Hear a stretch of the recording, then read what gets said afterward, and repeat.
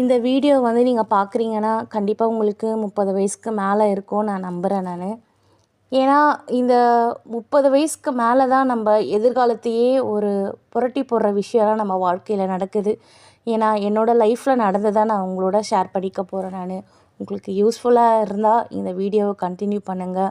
கண்டிப்பாக உங்களுக்கு இதில் நிறைய டிப்ஸு உங்கள் வாழ்க்கைக்கு தேவையானது கண்டிப்பாக கிடைக்கும் நான் நினைக்கிறேன் நான். சரி, நேரத்தை வீணாக்காமல் நம்ம வீடியோக்குள்ளே போகலாம் வாங்க. முதல் விஷயம் நான் ஆரோக்கியத்தை தாங்க சொல்லுவேன். ஏன்னா நம்ம குழந்த, நம்ம அப்பா அம்மா அப்படின்னு சொல்லிட்டு அவங்களுக்காக பார்த்து நம்ம உடம்ப நம்ம கவனிக்காமல் போயிடுறோம். இது வேலைக்கு போகிற ஆண்களாக இருந்தாலும் சரி, ஹவுஸ் ஒய்ஃபாக இருந்தாலும் சரி, நம்ம உடம்ப கவனிக்கிறதே கிடையாது. உங்கள் ஆரோக்கியம்தான் உங்களுக்கு முதல் சொத்து. நீங்கள் நல்லா இருந்தால் தான் உங்கள் குடும்பம் நல்லா இருக்கும். அதனால் உங்கள் ஆரோக்கியத்துக்கு என்ன பண்ணணுமோ அதெல்லாம் பண்ணுங்கள்.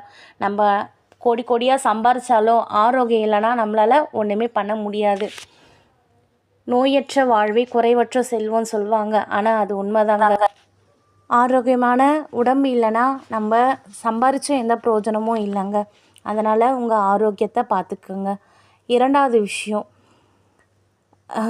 மற்றவங்கள சந்தோஷப்படுத்தணும், மற்றவங்க நல்லா இருக்கணும்னு சொல்லிட்டு நம்ம நிறைய விஷயத்த அட்ஜஸ்ட் பண்ணிட்டு போயிருப்போம். அது தப்பு இல்லைங்க. நம்ம எந்த இடத்துல அட்ஜஸ்ட் பண்ணிக்கணுமோ அதை அட்ஜஸ்ட் பண்ணி போய் தான் ஆகணும். ஆனால் எல்லா இடத்துலையும் பணிஞ்சு போகணுன்னு அவசியம் இல்லை. அதுவே ஒரு காலத்தில் நம்மளுக்கு அது ஒரு வெறுப்பாக மாறிடும். நம்ம உறவுகள் முக்கியம்தான். அதை விட நம்மளை பார்த்துக்கிறது ரொம்ப ரொம்ப முக்கியங்க. இதை கண்டிப்பாக இது தெரிஞ்சுக்க வேண்டிய விஷயங்க. உங்களுக்கு நீங்கள் முக்கியத்துவம் கொடுங்க.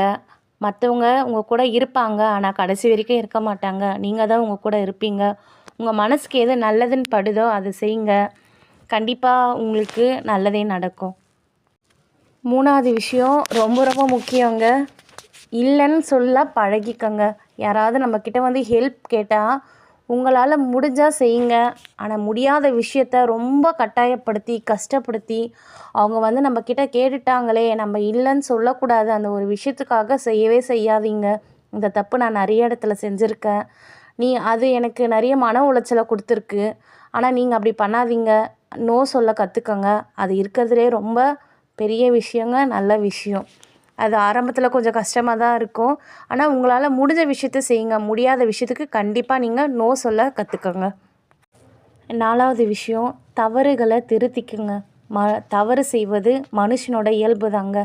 ஆனால் அந்த தவறுகளே இருந்துக்கிட்டு நான் அப்படி தான் இருப்பேன் அப்படின்னு சொல்லிட்டு உங்களை நீங்கள் நியாயப்படுத்தாதீங்க. அது ஆணாக இருந்தாலும் சரி, பெண்ணாக இருந்தாலும் சரி, ஒரு உறவு நீடிக்கணும்னா அங்கே நீங்கள் உங்கள் தவறுகளை ஒத்துக்கிட்டு மன்னிப்பு கேட்டால் அந்த உறவு நீடிக்கும். அது நட்பாக இருந்தாலும் சரி, காதலாக இருந்தாலும் சரி, குடும்பமாக இருந்தாலும் சரி. தவறு செஞ்சால் தவறுக்கு மன்னிப்பு கேட்க பழகிக்குங்க. மன்னிப்பு கேட்குறதோடனே அவ்வளோ பெரிய அசிங்கம்லாம் கிடையாதுங்க. மன்னிச்சிடுங்கன்னு ஒரு வார்த்தை எவ்வளோ பெரிய உறவையும் பலமாக தூக்கி நிறுத்தக்கூடிய ஒரு தூண் தாங்க. அதனால் மன்னிப்பு கேட்க பழகிக்குங்க. மற்றவங்கள மன்னிக்கவும் பழகிக்குங்க.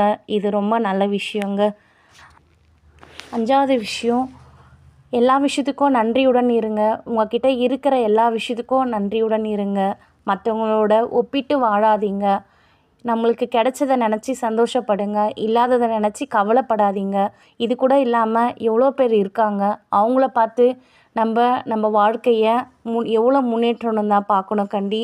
அதையே நினச்சி நம்ம மன அழுத்தத்தில் தேவையில்லாத ஒப்பிட்டு பண்ணி கம்பேர் பண்ணி அவங்க இப்படி இருக்காங்களே சொல்லிட்டு நம்ம மன கஷ்டத்தை இன்னும் அதிகமாக்கிக்க கூடாதுங்க.